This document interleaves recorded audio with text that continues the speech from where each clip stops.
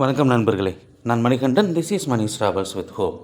இது மாதிரி தொடர்ந்து பல வீடியோக்கள் வரப்போது. அதுக்கு நீங்கள் செய்ய வேண்டியது எல்லாம் நம்ம சேனலை சப்ஸ்கிரைப் பண்ணி ஆதரவு கொடுக்க வேண்டியது மட்டும்தான்.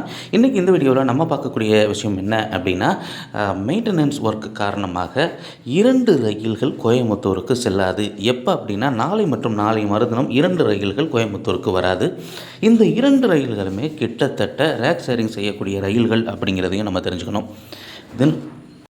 தினமும் காலையில் 6 மணிக்கு கண்ணூரில் இருந்து புறப்பட்டு கோயம்புத்தூர் வரைக்கும் வரக்கூடிய ரயில் ஆனது நாளைக்கு போத்தனூர் வரை மட்டும் இயக்கப்படும். நாளை மட்டும் இல்லை, 15 மற்றும் 16 ஆகிய 2 நாட்கள் போத்தனூர் வரைக்கும் இயக்கப்படும். போத்தனூர் கோயம்புத்தூர் இடையே இந்த ரயில் ஆனது ரத்து செய்யப்படுகிறது.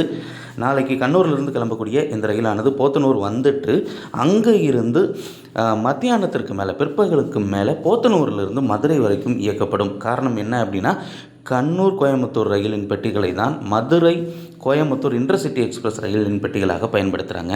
அதே மாதிரி நாளை மற்றும் நாளை மறுதினம் காலையில் மதுரையில் இருந்து 7:05 மணிக்கு புறப்படக்கூடிய மதுரை கோவை இன்டர்சிட்டி எக்ஸ்பிரஸ் ரயில் நிச்சயமாக கோயம்புத்தூர் போகாது.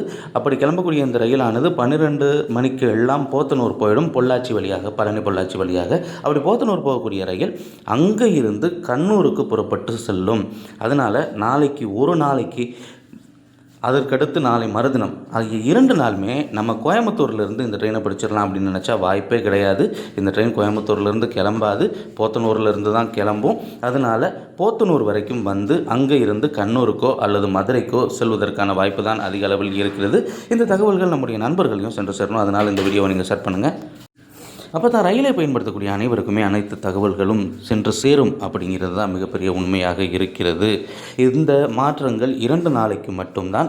அதற்கு அடுத்து வழக்கம் போல் இந்த ரயிலானது இயங்கும் அப்படின்னு சேலம் கோட்டத்தின் சார்பாக இந்த அறிவிப்பு அப்படிங்கிறது வெளியிடப்பட்டு இருக்கிறது.